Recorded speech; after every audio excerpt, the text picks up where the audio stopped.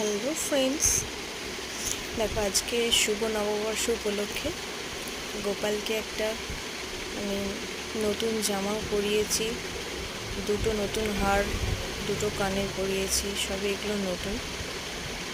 তোমাদের কেমন লাগছে বলবে। এটা আমার দোকানের শাড়ি দিয়ে এই ঘাগরাটা বানানো, আর এটা বানিয়ে দিয়েছে আমার কাকিমা। কেমন হয়েছে, আমার গপুকে কীরকম লাগছে তোমরা সবাই বলবে একটু।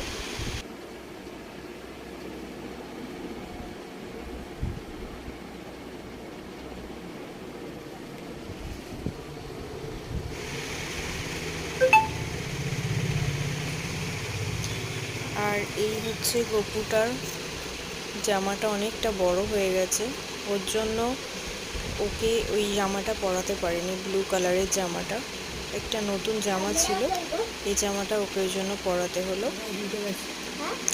নাহলে ঠিক করেছিলাম মা লক্ষ্মীকে আর দুটো গোপালকে একই কাপড় থেকেই তো লেহেঙ্গাগুলো বানিয়েছি, তো সবাইকে একই পরাবো।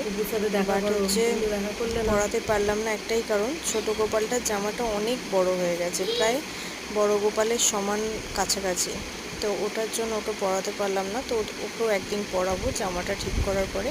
আর তোমাদের যদি ভালো লাগে অবশ্যই লাইক, কমেন্ট, শেয়ার করতে ভুলবে না।